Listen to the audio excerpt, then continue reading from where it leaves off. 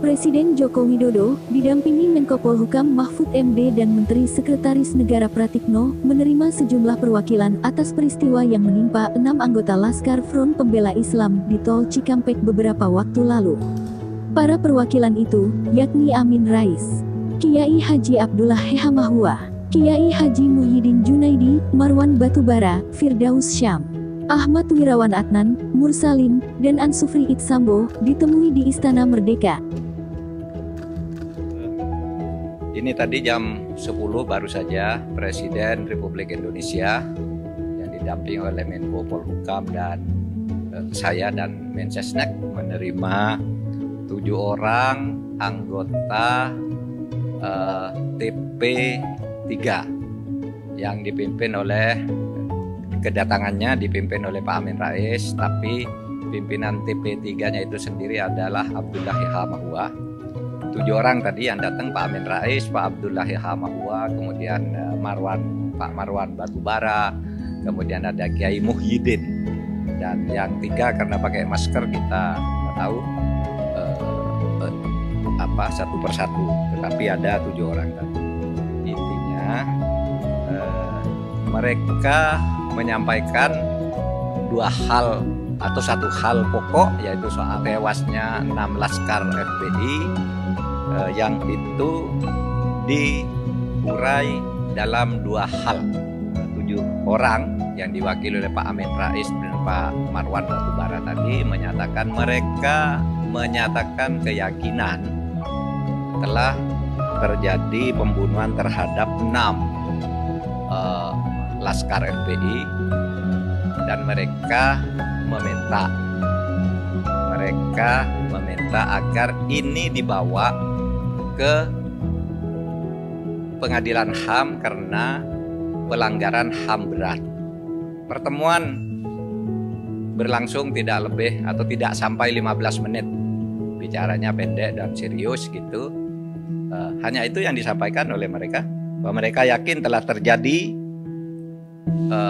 pembunuhan yang dilakukan dengan cara melanggar HAM berat, bukan pelanggaran HAM biasa, sehingga 6 Laskar FPI itu meninggal. Lalu Presiden menyatakan bahwa Presiden sudah minta Komnas HAM bekerja dengan penuh independen dan menyampaikan kepada Presiden apa yang sebenarnya terjadi dan apa yang seharusnya dilakukan oleh pemerintah. Dan Komnas HAM itu sudah memberikan laporan dan 4 rekomendasi. 4 rekomendasi itu sepenuhnya sudah disampaikan kepada Presiden agar diproses secara transparan, adil, dan bisa dinilai oleh publik. Temuan Komnas HAM yang terjadi di Cikampek, Tol Cikampek kilometer 50 itu adalah pelanggaran HAM biasa. Pak Marwan Batubara tadi mengatakan mereka yakin 6 orang ini adalah warga negara Indonesia. Oke, kita juga yakin. Mereka adalah orang-orang yang beriman, kita juga yakin. Dan mereka juga yakin, Pak Marwan Batubara, telah terjadi pelanggaran HAM berat. Saya katakan, pemerintah terbuka. Kalau ada bukti mana pelanggaran HAM beratnya itu mana, sampaikan sekarang. Atau kalau enggak nanti sampaikan menyusul kepada Presiden. Bukti, bukan keyakinan. Karena kalau keyakinan, kita juga punya keyakinan sendiri-sendiri bahwa peristiwa itu dalangnya si A, si B, si C. Kalau keyakinan.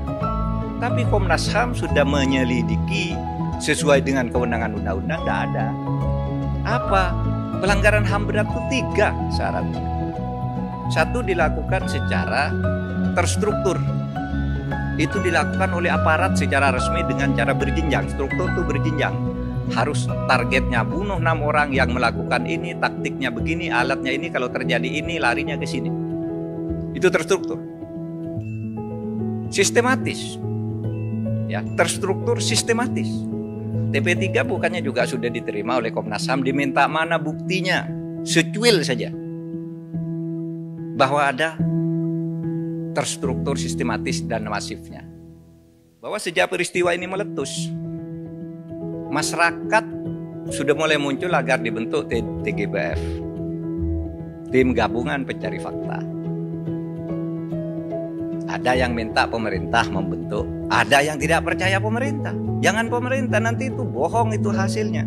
Maka waktu itu Presiden mengumumkan sesuai dengan kewenangan yang diberikan oleh undang-undang, silakan Komnas HAM bekerja sebebas-bebasnya, panggil siapa saja yang merasa punya pendapat dan punya bukti, yang merasa punya keyakinan, panggil, nanti sampaikan ke Presiden apa rekomendasinya.